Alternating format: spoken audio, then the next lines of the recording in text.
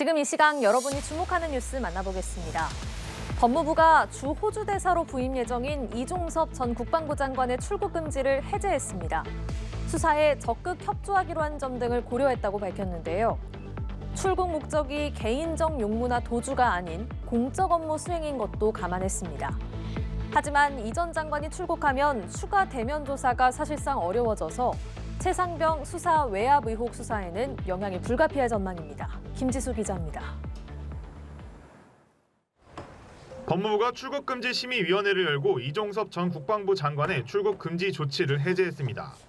이 전 장관의 출국금지 이의 신청을 법무부가 받아들인 겁니다.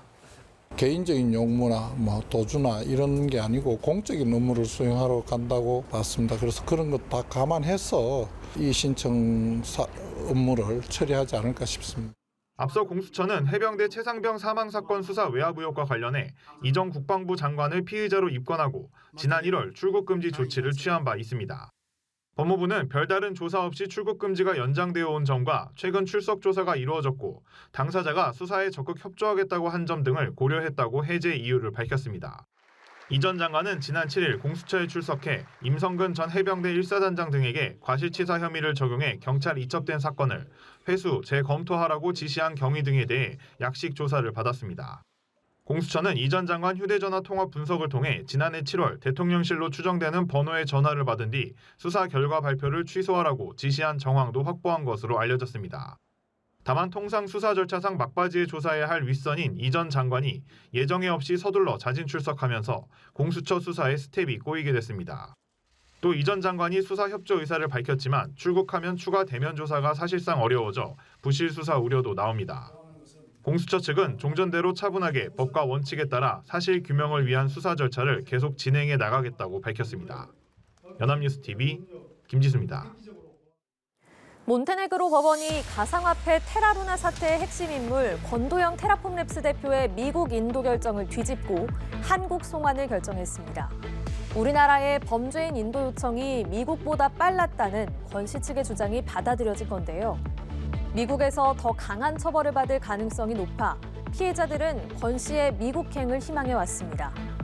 최종 승인 권한을 가진 법무장관의 판단이 변수로 남아있긴 하지만 번복될 가능성은 크지 않아 보입니다. 한미희 기자입니다. 몬테네그로 포드고리차 고등법원이 권도영 대표의 한국 송환을 결정했습니다. 지난 5일 항소법원이 미국 인도를 결정한 원심을 무효로 하고 재심리를 명령한 데 따른 겁니다. 당시 항소법원은 미국이 지난해 3월 27일 제출한 공문은 임시 구금을 요청하는 내용인데 이를 범죄인 인도 요청으로 간주한 이유가 타당하지 않다고 판단했습니다. 또 28일 한국 법무부에 공문이 도착하기에 앞서 24일과 26일에 이메일로 송부된 범죄인 인도 요청서를 고려하지 않았다고 지적했습니다. 포드고리차 고등법원은 미국 인도 결정을 뒤집고 한국 송환을 결정한 근거를 공개하지는 않았습니다. 권 씨 측은 그동안 한국의 인도 요청 시점이 미국보다 앞섰고 권 씨의 국적이 한국인 점을 근거로 한국 송환을 주장해왔습니다. 권 씨가 한국행을 강력하게 요구한 건 두 나라의 양형 차이 때문으로 풀이됩니다. 한국은 경제사범 최고 형량이 약 40년이지만 미국은 개별 범죄마다 형을 매겨 합산하는 병과주의를 채택해 100년 이상의 징역형도 가능하기 때문입니다. 이 때문에 가상화폐 테라 루나 폭락 사태 피해자들은 권 씨가 미국으로 인도되길 희망해왔습니다. 권 씨 측이 고등법원의 미국 인도 결정에 불복한 끝에 한국 송환 결정을 끌어낸 만큼 재항소할 가능성은 없어 보입니다. 법원은 판결문을 받은 이후 사흘 이내에 항소할 수 있다며 변호인단이나 검찰이 항소하지 않으면 며칠 안에 한국으로 송환될 수 있다고 밝혔습니다. 다만 인도국 결정에 최종 승인 권한을 가진 법무장관의 판단이 변수로 남아 있습니다. 안드레이 밀로비치 법무장관은 미국이 가장 중요한 대외정책 파트너라며 권 씨의 미국 인도에 무게를 두었기 때문에 법원의 결정을 그대로 수용할지는 미지수입니다. 연합뉴스 한미희입니다. 우리나라 국제교육의 성과를 보여주는 경상수지가 9개월 연속 흑자 행진을 이어갔습니다. 회복세를 이어온 수출이 20개월 만에 처음으로 두 자릿수 증가율을 보인 덕분인데요.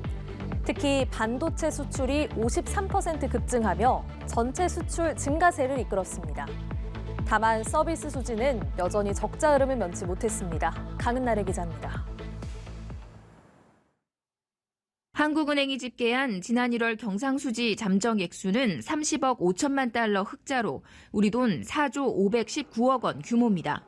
연초 계절적 요인으로 전달보다 흑자 규모는 줄었지만 지난해 5월 이후 9달 연속 흑자 기조를 이어갔습니다. 항목별로 보면 수출과 수입의 격차를 나타내는 상품 수지가 42억 4천만 달러 흑자로 10개월 연속 흑자를 냈습니다.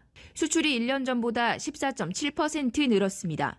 반도체 수출이 53% 급증해 지난 2022년 5월 이후 처음으로 두 자릿수 증가율을 기록하며 전체 수출 증가세를 이끌었고 승용차와 기계류 등의 수출도 호조를 보였습니다.